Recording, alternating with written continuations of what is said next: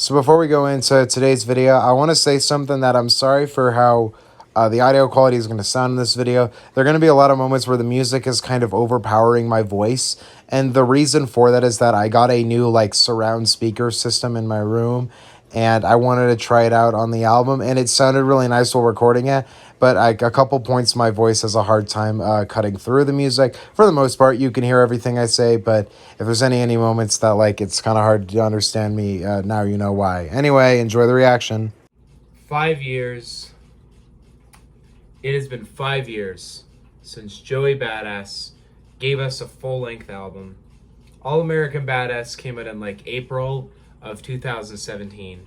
We are now here, July 2022, with Joey Badass's third album. This has been an album I've been waiting for an incredibly long time. I've been wanting to hear this album for so long. I feel like Joey is one of the strongest artists of his generation, and I almost wish he has done more in his career because I feel like he kind of wasted a lot of time. However, he has returned here after 5 years of being off the radar, not doing anything. He has come back with his third album here, and it is a sequel to 1999. I think most people would call 1999 his best album, which I think is a valid take. I think for me, I'd have to say All American Baddest would be my favorite Joey Badass project, but I think 1999 is one of the most pivotal and enjoyable mixtapes ever released. It is an incredible project, so I think it's really exciting for him to come back to it and bring back all these ideas 10 years after the original.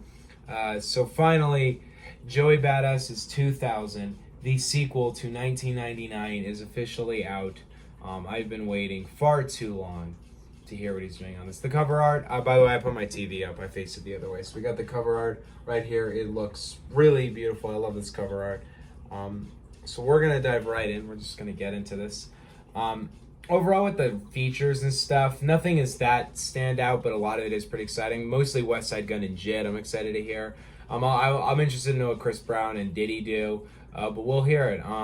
14 tracks. I've only heard one. I heard Head High. I have a reaction on my channel for that one. I didn't listen to anything else. I know he released Survivor's Guilt, Zipcodes, and Where I Belong, but I decided to skip them just because I wanted to hear more when the project came out. The project is out. Sorry I didn't get to this reaction last night. I was pretty busy last night, but we're back now. We're ready. Here we go. Joey Badass is 2000. Let's get it. Track number 1, we got The Baddest with Joey Badass and Diddy. Wonder if he's going to do a Hate Me Now kind of thing. I feel like that would be something he would do. Let's hear it. To give you what you need, bad boy. Ladies and gentlemen. Biggie reference. As we proceed to give you what you need. This is a nice intro with the piano and him just kind of flowing about the past on it. I like it. That piano in the back sounds so nice, and I love Joey flowing over it even without the drums. Just that snapping, it fits really nice. So on this opening track here, we have Joey Badass kind of reflecting about his life and growing up in New York City. Fun fact, my sister's boyfriend went to the same high school as Joey Badass, and remembers when he made 1999 and dipped and moved out and everything. So that whole story, just fun fact about Joey Badass and part of the reason why for so long I've loved him. This opening track though, over this nice piano melody, over this nice just soulful piano, the melodies in the background of Joey Badass just kind of flowing and talking about his life in New York City.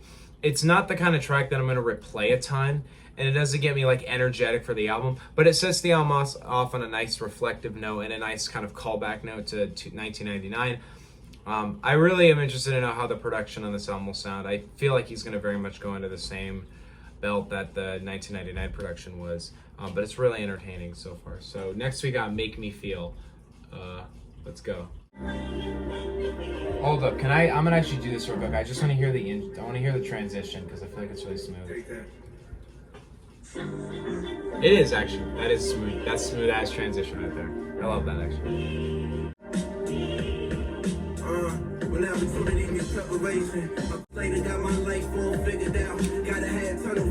Okay, he's reflecting, but he's still flowing intensely. It's nice. It's so cool hearing Joey do this style again. Like, do this boom bap 1999 style again.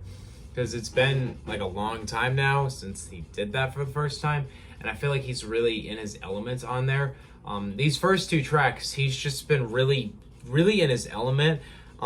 It wasn't like a track like The Revenge, where I feel like he was trying like too hard to be energetic and intense and rip the track apart and flow just aggressively. It feels like right now he's very much just in his element, in his zone, in his right mind, and just he knows what he's doing right now, you know. Overall, so far, I think this first two tracks are great. Between the two, I think the Baddest is a little better, but I really love the beat on Make Me Feel, and I think he's really in his element on that track. So far, I really like both, but we'll see how we go from there. Next, we got Where I Belong. This one dropped a few weeks ago. I didn't end up listening to it just because I wanted to hear more for the actual album. So here we go. Where I Belong. Let's go.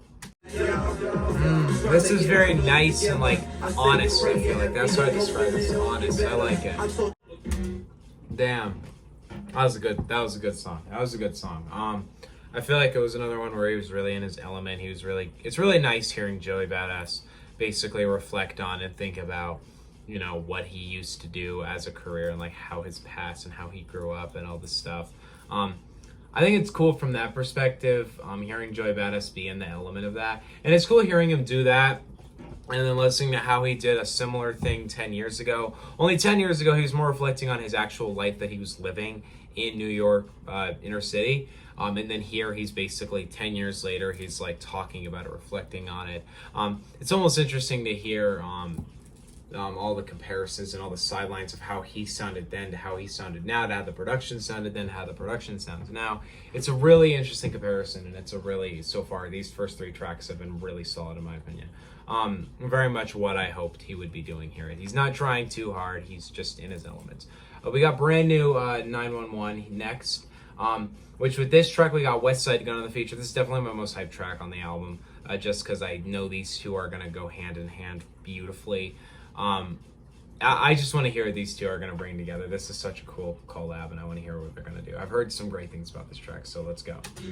I already noticed. Brrr, yes. Hearing the saxophone with the West Side Gun albums. That's so good. The sample. It's perfect. It fits both these guys so nicely. Yeah, I just realized he like used the West Side Gun ad-lib as part of the bar. That's fucking creative, dude. Damn. That was fucking good. I know so far I haven't had a ton of interesting reactions or anything. I think this album isn't really the best to react to. But in terms of that song, that was solid as fuck. First of all, it's not brand new 911, it's brand new 911. And we got Joey Badass, who these two are just really good together because they have very similar styles of boom bap, they have very similar styles of rapping, but also at the same time they're different enough to the point where they contrast in a very nice way. That production, I need to know who produced that. Like, that production on that song is so fucking good. The saxophone sample back there, that was beautiful, man. It was produced by Statics Selecta, whom I'm not actually really familiar with. But these two together on a track, I was hoping for greatness, and I got greatness. Next, we got Cruise Control. Let's get it. I'm interested to know what this one's bringing. That beat, the synths. Ooh, that is nice. Is that melody from him? Is the hook from him? Because he sounds fucking good on that hook. This sounds really nice on it. This is a nice ass song, man. Yo, that was cool to hear Nas at the end of that. I wish he actually gave a verse because I think these two would go great together. They have gone together before, but I think hearing another track from them would be amazing, especially this kind of production. That song was nice though. Actually, behind brand new 911, I think that's my favorite song so far. I didn't expect that, but that song was just chill and nice and smooth. The beat was really good. The hook was really nice. It was a nice song, you know. It was a bit, you know, like the Die Hard off of Mr. Morale and the Big Steppers. It was kind of this album's version of that. I think it had a similar vibe to that. I really like that song. That was a nice one. Next we got Eulogy. As well, I want to say I didn't really expect this because I went to look at the credits to know if Nas had writing credits on this. He doesn't. But the track was produced by Mike Will Made It, which is actually kind of shocking to me. And he actually did very nice with that production, so good on him. That's probably the closest thing there is to... If any of these tracks have been produced by Mike Will Made It, that one makes the most sense. Next we got Eulogy. Let's hear it. The drums on this album are fucking good. Like, I'm just pointing that out. Like, the production he's using on those drums is just nice. It's good. We gotta compliment this man's beat choices. He knows what he's gonna fit on very quickly. It sounds so nice, bro. Another really solid track there. I think Joey is very aware of what his beats are and what he should be rapping over, because on that track he was very much another one where he's very at home. There's a line in that hook that I really like where he says, to my haters who will never know how this shit feels. Basically kind of comparing himself to his haters, being like, you'll never know what it's like to be, this successful, this on top, this, up there. And to me, I think that's really entertaining. I think that's a really cool way to put it in perspective. Overall, that was a really nice song. The piano melody, the drums, they're really nice. So far, I'd be fucking with this song really well. These first 6 tracks have been great. Next, we got Zipcodes, which was released as a single, but I never heard it. So here we go, Zipcodes. Dropped out of school, still voted most likely to succeed. I do this with the ease. I collect my Damn, dropped out my class, still voted the most likely to succeed. Damn, that is a hard-ass bar. Some of the bars on this song are fucking hard, dude. Oh my god. Oh, the trumpet. Oh, that is a nice addition to that beat. As hard of a song that was and how solid everything was, from the beat to the bars to the hook to everything. The outro was a little pointless. I guess he's kind of trying to nod at the reason of why this album really should be 2000, like why that's the title. But I don't know, it doesn't really seem to have a direct purpose to it beyond that. But I mean, it's cool. It's a great song. Other than that, it's definitely that, Cruise Control, and Brand New 911 are definitely my favorite songs so far. Those 3 have been fucking solid as hell. Next, we got One of Us with Larry June. I'm not familiar with Larry June, I think. But he's had some hits, he's been around. I've never really listened to him though, so I don't really know what he's about. But I'm interested to know what him and Joy will be doing on this one. So here we go, One of Us, let's go. Alright, we doing some Kanye soul sampling, alright. Larry June be flowing, like he actually has a pretty nice flow and a pretty nice vocal set, I like it. Alright, I really like that song. That was a nice song. The beat was really nice. The soul sampling in the back sounded really great. To add to that, I think Joey and Larry are a pretty great duo here. They have pretty similar styles, I think, with their vocals and such, and I think they fit pretty nicely on this track. I don't know if it really stands out as one of the strongest tracks so far, but I really enjoy it. I think they were very much in their element on this track. Great song. Next, we got Welcome Back with Chris Rock and Capella Gray. Chris Brown, come on. I don't love Chris Brown. I think he's a fine vocalist. I don't know, I've never been able to get past, The Thing with him. Like, I've never been able to listen to his music objectively because of that. But, he's still a good artist. So here we go. Welcome Back. Joy Baddest, Chris Brown, Capella Gray. Let's hear it. So, like, the phone call to the last track, like, is overlapping onto this one. Alright. I don't know how to feel about Chris Brown on this. I don't know if I like that much, honestly. I'm gonna be honest. I like that song. It's a nice song, but I feel like it didn't really need to be here. Like, Chris Brown on it, he's alright. He does his thing. He does the same thing he does on like every track nowadays, though. Enjoy Baddest is nice on it, but I feel like this track is just, I don't know. It feels, the topic itself doesn't feel like it's handled that well. Like, if you're gonna do a song that's strictly about sex in the way that this song is about it, do it differently than this very bland, I don't know, lyrical way to do it. I'm not saying it's bad that it's lyrical. I'm saying the way it is not very good. To me, this track is just kind of uninteresting, but it's not bad to any degree. It definitely doesn't ruin the album much for me, but in terms of least favorite tracks, I think this is comfortably my least favorite. I don't know exactly if this needed to be kept on it, because I feel like thematically, it like doesn't really fit. like every other track has been about reflecting and about his past and about, growing up in New York and about how much, time he's gone. And then this song is here and it's just not thematically that place. So I don't know how to feel about this one. It's not bad, but it could be better, and it doesn't really need to be here, I think. Next we got Show Me. Let's hear it. On dreams, it's a big word, gotta try new things. So right here, right now, what you got? That was a nice song, actually. Actually, I like that one, I think, a lot more than Welcome Back. I think that did the same idea of Welcome Back, but a little more honest, I think. He's talking about this relationship and how, he's been in this relationship even before he was famous, and it feels really genuine and from the heart from him. Overall, I think that's a really nice song. I think that song was really solid for me. Overall, it was catchy, it was nice, it was pretty, it was a good song. We got 4 tracks left. I'm going to be skipping Head High because I've already heard it. So we got 3 new songs in total. Next we got Wanna Be Loved with Jid. I'm excited to hear what these two are going to bring together. So let's go. Baddest, over the contentment just for The bass with drums. Ooh, that sounds nice. That was a great song, actually. That's one of my favorite songs, I think, so far. Jid and Joey sound really great on that track together. I was shocked that the track's goal wasn't to be, like, really energetic, because you'd think with those two that would have been the goal. But it kept really down to earth. It kept really real. It kept really in the themes of the album. Both rappers sound amazing together.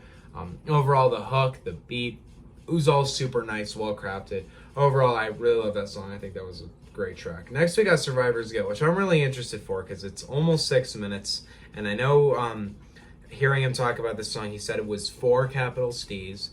So that adds a lot of weight to it. So let's hear it. We got 1 song after this. This is Survivor's Guilt.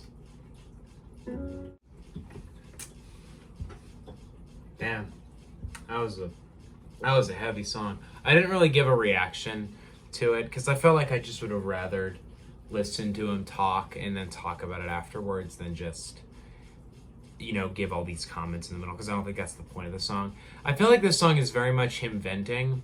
It doesn't feel like a song that's like really this well-constructed storytelling song about the loss of capital C's, but I don't think he was at all going for that. What it felt like he was really going for was just a song where he just talks about what's on his heart about that issue. And it's a really heavy song. He really, I think, tackles it in a really beautiful way. There's a lot of lines in that hit really hard. Talking about how he wishes Steez could see his daughter, things like that. I think the song in that regard is really beautiful. I think it's just a really honest and open song, and seeing Joey be that honest and open is something amazing. I think this is definitely my favorite song on this album. I think there have been amazing songs, but this one to me is just a very personal, beautiful song. And I think Joey really, really was in his element creating that song. Beautiful song. Rest in peace, Steez. Really terrible loss. It has been like 9 to 10 years now, but still it was such a terrible loss when it happened. Next we got Written in the Stars, which is the last song on the album. Let's go. The violin with that beat is nice. It's nice as fuck, man. It is. All right. Last song off of Joey Baddest's 2000, Written in the Stars, is really fucking good. I actually think it's one of my favorites on the album. The violin with the beat sounds great. All the vocals and everything about it. Joey reflecting on his life. It all sounds amazing. The samples are so good. Overall, great track. Overall, I know I didn't have a ton to say in this reaction because I'm kind of tired today. And I don't really feel like this is the kind of album where I give this really hefty, big reaction to. But overall, I love this, honestly. I think this is a really solid album. I think this is an album where Joey is able to reflect, to come back to ideas, but not try and recreate them. This isn't the kind of sequel album where you can tell the artist is desperately trying to do what made the original so good again, and you can just see past it really clearly. It feels much more like a genuine return and reflection to these ideas and these concepts that Joey hasn't really visited in a long time. And overall, I think it's a really amazing and awesome project. Joey is really entertaining and in his elements on every single track. The features are great. The production is solid. It's definitely a great album. And I think if we compare this to how long we have waited, it has been in total 5 years since All American Baddest came out. He's dropped many singles since then, many kind of off tracks, but I think this was definitely worth the wait, and I think it was a really solid fucking album.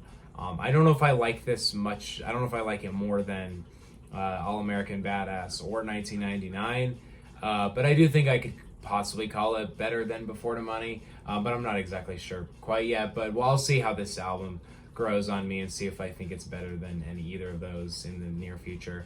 But so far, though, as I've listened to it for the first time through, I think this album is a really solid return to form for Joey Badass, and I think he's really did land the nail on making a really solid album. But what do you guys think on Joey Badass's 2000? Let me in the comment section below. Don't forget to subscribe. There have been some new albums that have been released, but I don't really have a ton to say on them. Do want to say, by the way, Billie Eilish's new singles blew my mind. They were incredible. I wish I reacted to them. They were amazing. Both tracks, incredible works. As well, some recent stuff that's been coming out. I mean, Mac Miller, an old Mac Miller mixtape got put out today, so I want to listen to that. There's been a ton of stuff that's just come out that I do want to listen to, but I don't know if I need to review. But next Friday, Beyonce's Renaissance Act 1 comes out. I don't know if I'll react to it or just review it, because I'm not currently the biggest Beyonce fan, but I'm taking the next week to get really into her music. So let's say in the next week, I become a massive Beyonce fan.